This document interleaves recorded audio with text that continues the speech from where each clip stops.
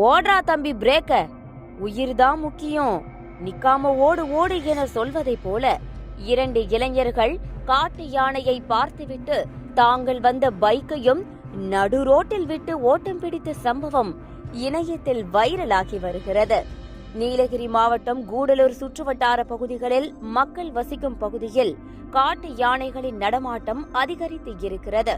இந்த நிலையில் நேற்று இரவு கூடலூர் நகரில் இருந்து புத்தூர் செல்லும் சாலையில் காட்டு யானை ஒன்று நின்று கொண்டிருந்தது.